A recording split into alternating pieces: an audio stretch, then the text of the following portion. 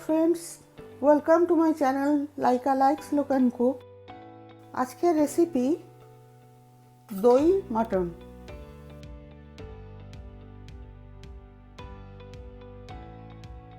দই মাটন বানাবার জন্য আমরা দুটো মাঝারি সাইজের পেঁয়াজকে আমরা স্লাইস করে কুচিয়ে নিয়েছি। লাগবে আধখানা লেবু আর ধনেপাতার কুচি আমরা করে নিয়েছি। কয়েকটা কাঁচা লঙ্কা তাকে চিড়ে নেওয়া হয়েছে। তিনটে মাঝারি সাইজের আলুকে আমরা আধখানা করে কেটে নিয়েছি। গুঁড়ো মশলার মধ্যে লাগবে হলুদ গুঁড়ো হাফ চা চামচ, লঙ্কার গুঁড়ো 1 চা চামচ, জিরে গুঁড়ো 1 চা চামচ, গোলমরিচের গুঁড়ো 1 চা চামচ, ধনে গুঁড়ো 1 টেবিল চামচ, গরম মশলার গুঁড়ো 1 চা চামচ, থাইম 1 টেবিল চামচ, কাসুরি মেথি 1 টেবিল চামচ। এটাকে ড্রাই রোস্ট করে গুঁড়ো করে নেব। গোটা গরম মশলার মধ্যে আছে একটা বড় এলাচ, 4টে লবঙ্গ, 6টা ছোটো এলাচ, কয়েকটা গোলমরিচের দানা, হাফ ইঞ্চি দারচিনির টুকরো। তেল লাগবে আন্দাজ মতন, ঘি 1 টেবিল চামচ, নুন আন্দাজ মতন। দই নিয়েছি 300 গ্রামের মতো, মাটন নিয়েছি 1 কেজি। এই মাটনের মধ্যে আমরা প্রথমে ম্যারিনেট করার জন্যে আন্দাজ মতো নুন, 1 চামচ থাইম পাউডার, 1 চামচে গোলমরিচের গুঁড়ো, অর্ধেকটা লেবুর রস আর আদা রসুনের পেস্ট 4 টেবিল চামচ। এটা দিয়ে মাংসটাকে ভালো করে মাখিয়ে দিয়ে আমরা 1 ঘন্টা মাংসটাকে ম্যারিনেট করতে রেখে দেবো।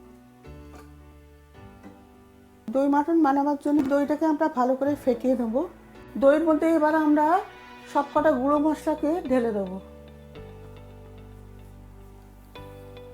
নুন দিয়ে দেবো আন্দাজ মতন। এবার এটা ভালো করে দইয়ের সঙ্গে আমরা মিশিয়ে নেব।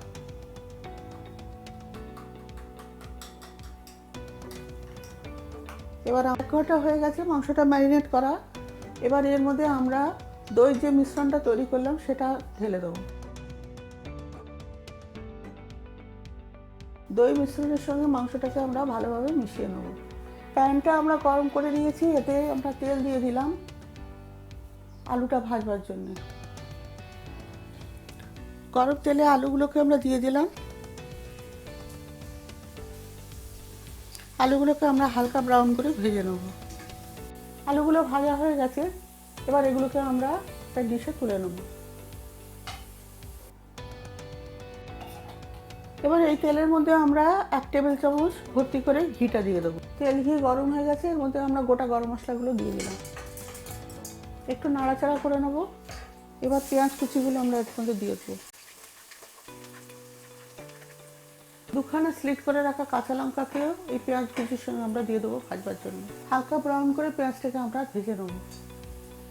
এগুলো ব্রাউন করে ভাজা হয়ে গেছে, এবার আমরা মাংস আর দইয়ের মিশ্রণটা একসঙ্গে ঢেলে দেবো। ভালোভাবে পেঁয়াজটার সঙ্গে নেড়ে মিশিয়ে দিতে থাকবো। মাংসটাকে একটুক্ষণ আমরা কষে নেব।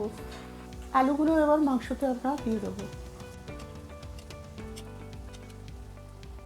মাংসের সঙ্গে এগুলো ভালো করে মিশিয়ে দিয়ে একটু কষে নেব।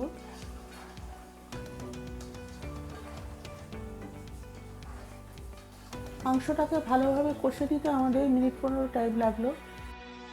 এবার এটাকে আমরা প্রেসার কুকারের মধ্যে ঢেলে দেবো। 1 কাপ মতন জল আমরা মিশিয়ে দিলাম প্রেসার কুকারের মাংসটাতে। কাঁচা লঙ্কাগুলো আমরা এর মধ্যে দিয়ে দিয়েছি। এবার আমরা কুকারের ঢাকাটা বন্ধ করে দেবো। ফুল আছে কুকারটাকে রাখবো প্রথম সিটি দেওয়ার জন্য, তারপরে আমরা আরও 2টো সিটি দেবো মিডিয়াম আছে।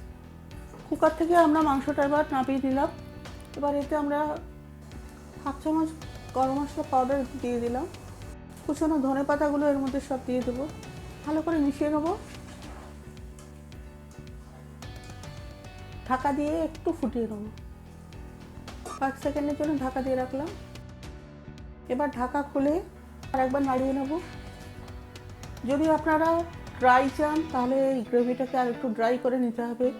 আর যদি এ ধরনের গ্রেভি রাখতে চান তাহলে এই অবস্থায় রোস্ট করা কাসুরি মেথিটা গুঁড়ো করে উপর দিয়ে ছড়িয়ে দিই। এবার এটাকে আমরা ডিশ আউট করে নেব।